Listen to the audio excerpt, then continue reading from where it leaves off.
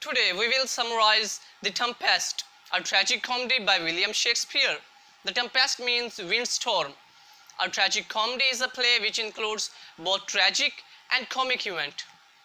And sometimes audience come out of pity and fear at the end, and a happy ending is seen. According to sources, The Tempest was written in about 1610 to 1611 and it was published in 1623. So let's start the main plot of the play, The Tempest.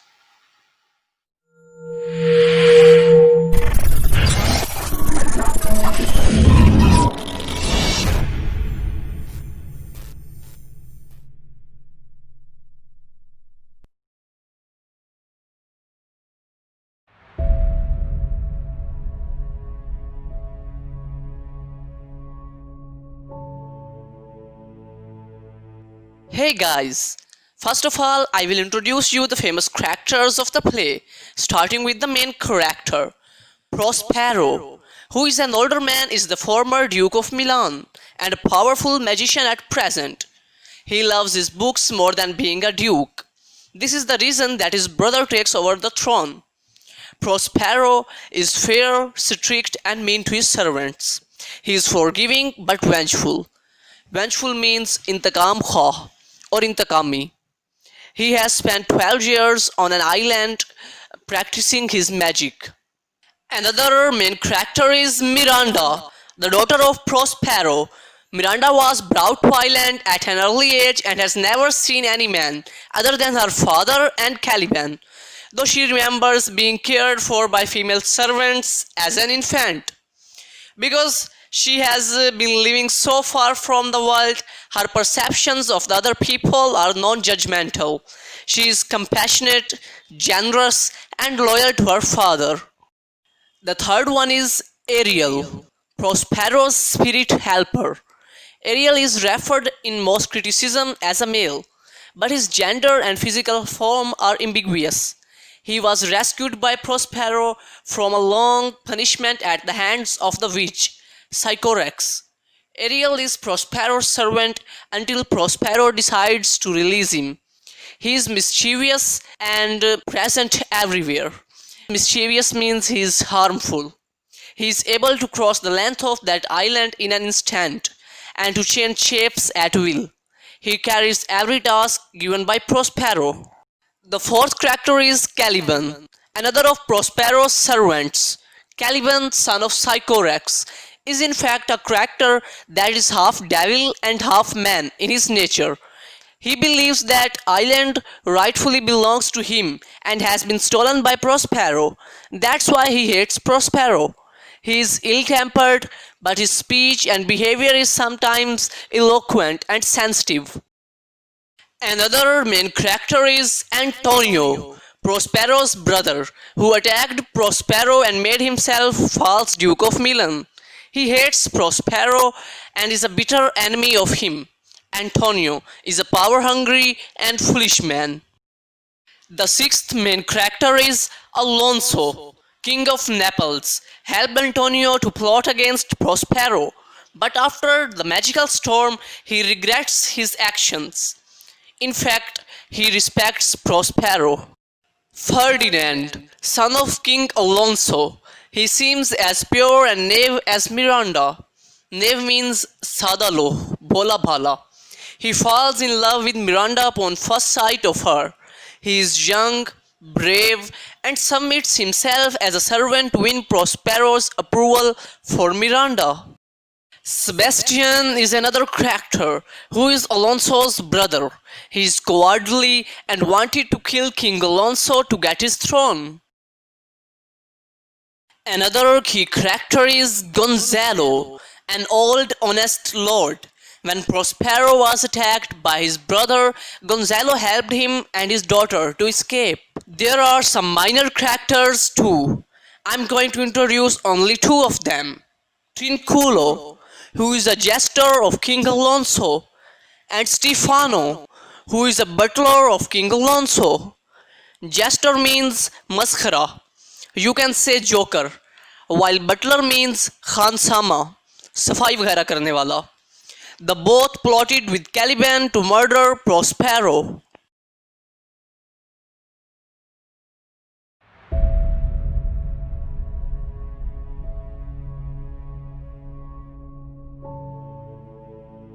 یہ بات ہے ان دنوں کی جب nipples کا راجا Alonso اپنی بیٹی کی شادی کی تقریب کر کے افریقہ سے واپس آ رہا تھا.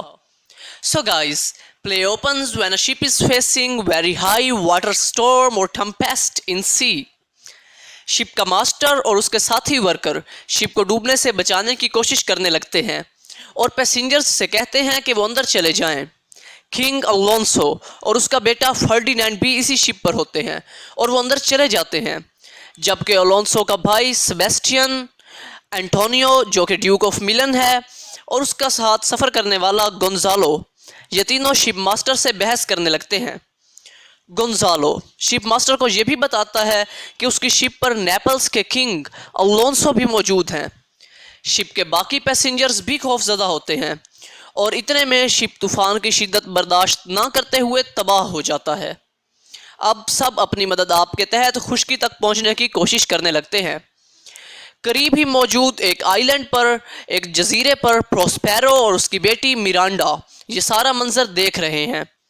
کیونکہ پروسپیرو ایک میجیشین ہے، اس لیے اس کی بیٹی اس سے یہ وجہ دریافت کرتی ہے کہ ایسے طوفان وہ کریٹ کر سکتا ہے، تو کیا یہ طوفان بھی اسی کی وجہ سے آیا ہے؟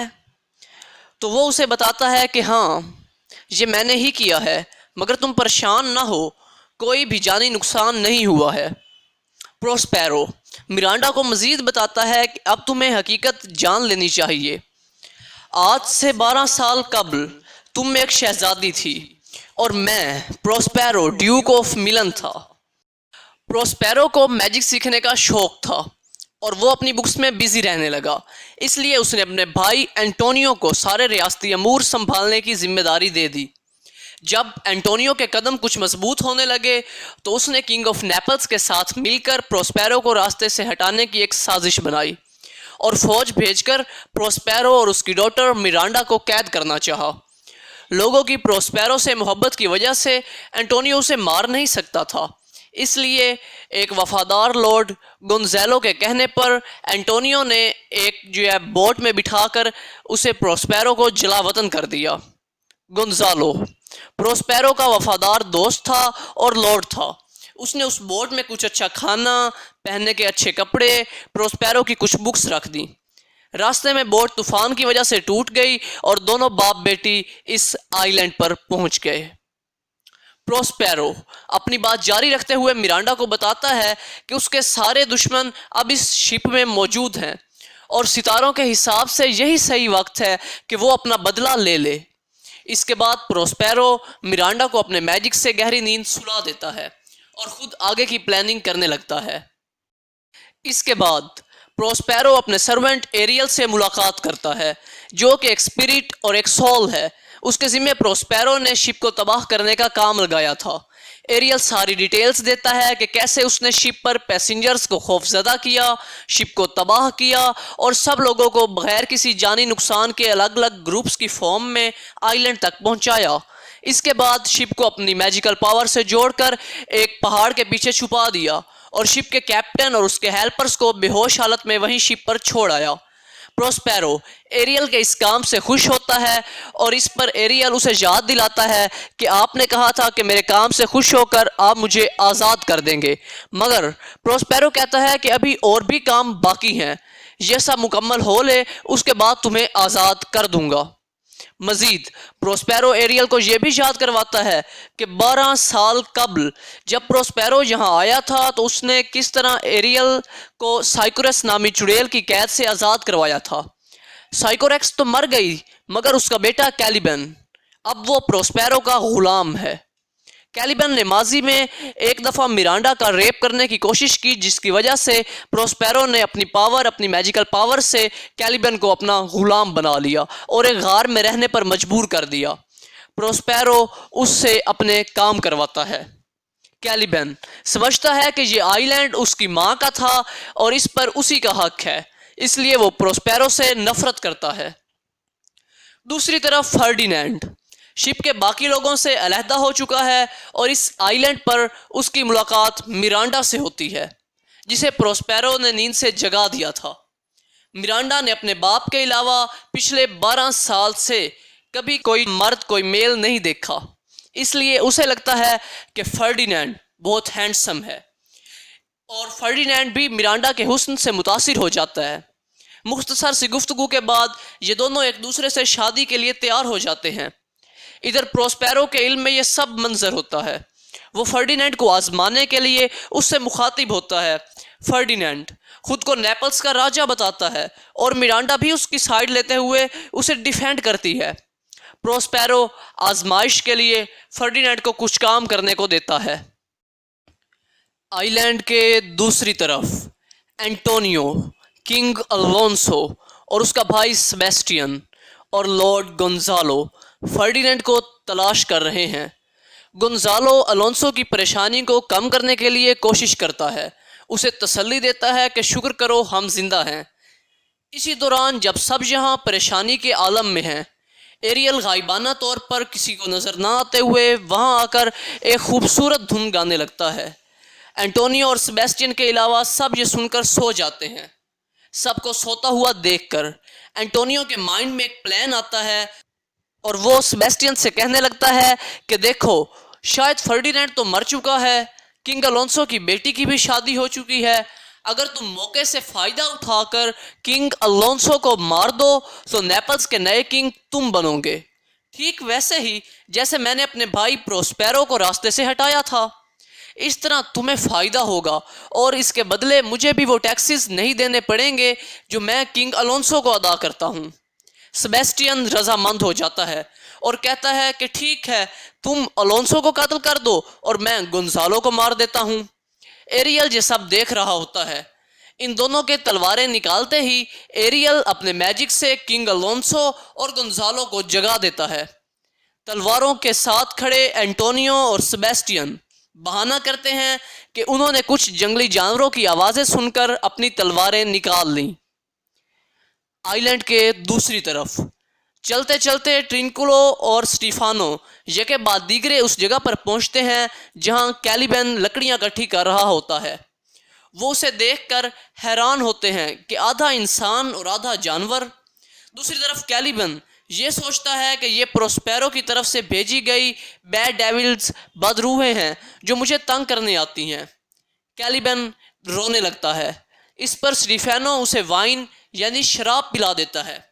اب کیلیبن سمجھتا ہے کہ یہ دونوں گوڈز ہیں اور میری مدد کو آئے ہیں، جبکہ وہ دونوں پلان کر رہے ہوتے ہیں کہ اس چیز کو کس طرح یہاں سے لے جا کر ہم بیچ کر رقم کمائیں گے۔ کیلیبن ان دونوں کو گوڈ سمجھتے ہوئے کہتا ہے اگر تم پروسپیرو کی میجک بکس چرا لو تو ہم اسے آسانی سے مار سکیں گے، پھر تم یہاں کے راجہ بن جانا اور میں زندگی بھر تمہارا غلام بن کر رہوں گا۔ آئی لینڈ کے دوسری طرف سیبیسٹین، الونسو، اینٹونیو اور گونزالو کے سامنے ایک میجیکل ٹیبل ظاہر ہوتی ہے جس پر کھانا لگا ہوتا ہے۔ وہ اس پر حیران تو ہوتے ہیں مگر بھوک کے مارے صبر نہیں کر پاتے۔ اتنے میں ایریل وہاں آ کر انہیں کہتا ہے کہ اس ٹیبل پر 3 گنہگار لوگ موجود ہیں جنہیں زندہ رہنے کا کوئی حق نہیں، اور اس کے بعد وہ کھانے کی ٹیبل کے ساتھ وہاں سے یہ بتا کر غائب ہو جاتا ہے کہ کس طرح انہوں نے پروسپیرو اور اس کی بیٹی کے ساتھ ظلم کیا تھا اور اب اس کا خمیازہ بھگتنا ہوگا۔ الونسو شرمندہ ہوتا ہے مگر اینٹونیو اور سیبیسٹین کہتے ہیں کہ جو بھی ہمارے مقابلے میں آیا ہم اس سے لڑیں گے۔ دوسری طرف پروسپیرو فرڈینینڈ اور مرانڈا کے محبت اور فرڈینینڈ کے مسلسل محنت جو وہ پروسپیرو کے کہنے پر مرانڈا کی خاطر کر رہا تھا، اس سب کو دیکھتے ہوئے ان کی شادی پر رضامند ہو جاتا ہے، مگر ابھی انہیں سیکشول ریلیشن شپ سے باز رہنے کا کہتا ہے اور خوشی میں وہاں کچھ اسپرٹس کو بلوا کر سیلیبریشنز بھی کرواتا ہے۔ اس کے بعد ایریل پروسپیرو کے کہنے پر کچھ اچھے کپڑے اور کچھ قیمتی اشیاء پروسپیرو کے گھر کے باہر رکھ دیتا ہے اور تینوں شرابیوں ٹرینکولو، سٹیفانو اور کیلیبن کو ایک میٹھی دھن سناتے ہوئے وہاں تک لے آتا ہے۔ وہ اس دھن کا پیچھا کرتے ہوئے ایک گندے پانی کے جوہڑ میں گر جاتے ہیں اور جب پروسپیرو کے گھر تک پہنچتے ہیں تو باہر رکھے اچھے کپڑے دیکھ کر فوراً کپڑے بدلنے لگتے ہیں۔ پروسپیرو جو چھپ کر یہ سارا منظر دیکھ رہا ہوتا ہے اپنے میجک سے ان پر ایول اسپرٹ ڈاگز چھوڑ دیتا ہے اور وہ وہاں سے بھاگنے لگتے ہیں۔ اس کے بعد پروسپیرو کے دریافت کرنے پر ایریل اسے بتاتا ہے کہ آئی لینڈ پر سبھی لوگ بہت مشکل میں اور ڈرے ہوئے ہیں۔ کنگ الونسو اپنے بیٹے فرڈینینڈ کے لیے غمگین ہے۔ مزید ایریل کہتا ہے کہ اگر میں انسان ہوتا تو ان سب کی یہ حالت دیکھ کر رونے لگتا۔ یہ باتیں سن کر پروسپیرو کے دل میں رحم پیدا ہو جاتا ہے اور وہ سوچنے لگتا ہے کہ اب بدلہ لینے کی بجائے سب کو معاف کر دینا چاہیے۔ اس طرح پروسپیرو اپنے میجک سے سب لوگوں کو ایک میجیکل سرکل میں اکٹھا کرنے کے بعد ان کے سامنے سٹیج پر ظاہر ہوتا ہے۔ وہ باری باری سب سے بات کرتا ہے، انہیں یہ بھی بتاتا ہے کہ کس طرح اینٹونیو اور سیباسٹین نے اس کے بعد اب الونسو کا تخت چھیننے کی پلاننگ کی۔ اس کے بعد وہ سب کو اس سرکل سے آزاد کر دیتا ہے اور اینٹونیو سے کہتا ہے کہ اسے پروسپیرو کا تخت واپس کرنا ہوگا۔ ان لوگوں کو یقین دلانے کے لیے وہ ایریل کے ذریعے اپنی اولڈ ہیٹ اور اپنا ڈریس منگواتا ہے کہ میں ہی پروسپیرو ہوں، اور یہ اعلان بھی کرتا ہے کہ اب کے بعد وہ میجک چھوڑ دے گا اور اپنی میجیکل سٹک بھی توڑ دیتا ہے۔ ایریل شپ کے ماسٹر اور باقی لوگوں کو بھی میجک سے وہاں لے آتا ہے۔ اس کے بعد پروسپیرو شرمندہ اور اپنے بیٹے کے دکھ میں غمگین الونسو کو وہاں سے لے جاتا ہے جہاں فرڈینینڈ اور میرانڈا ہوتے ہیں۔ وہاں اسے لے جا کر یہ بتایا جاتا ہے کہ یہ دونوں جلد ہی شادی کرنے والے ہیں۔ بیٹے کو زندہ دیکھ کر اور اس شادی کی خبر سن کر الونسو بہت خوش ہوتا ہے اور میرانڈا سے معافی بھی مانگتا ہے۔ ان دا اینڈ پروسپیرو ٹرنکولو، سٹیفانو اور کیلیبن سے اپنی غار کی صفائی کروانے کے بعد سب کو وہاں اکٹھا کرتا ہے اور انہیں اپنے 12 سال کی ساری داستان سناتا ہے۔ پھر وہ ایریل کو ایک آخری کام کرنے کا کہتا ہے کہ کل موسم کو پرسکون اور خوشگوار رکھے تاکہ وہ لوگ نیپلز کے لیے روانہ ہو سکیں اور پھر ملن جا سکیں۔ اس کے بعد ایریل آزاد ہوگا۔ اس پلے کے اینڈ میں سب لوگ سٹیج پر سے چلے جاتے ہیں اور پروسپیرو آڈینس سے مخاطب ہوتا ہے اور اپنے جادو چھوڑنے کا اعلان کرتے ہوئے یہ ایپیلوگ بولتا ہے کہ میں نے ایریل اور کیلیبن کو قید کر رکھا تھا، جبکہ مجھے آڈینس نے سٹیج پر قید کر رکھا ہے اور صرف ان کی تالیاں ہی مجھے آزاد کر سکتی ہیں۔ لٹریری کریٹکس کا ماننا ہے کہ اس ایپیلوگ میں شیکسپیئر نے چھپے ہوئے الفاظ میں یہ کہا ہے کہ اب وقت آ گیا ہے کہ وہ اپنے لٹریری ورک کو خدا حافظ کہے۔ ایسا اس لیے بھی سوچا جاتا ہے کیونکہ یہ شیکسپیئر کی لائف میں اس کا لکھا گیا لاسٹ پلے ہے۔ ویڈیو لیکچر کے اینڈ تک ہمارے ساتھ بنے رہنے کا بہت شکریہ۔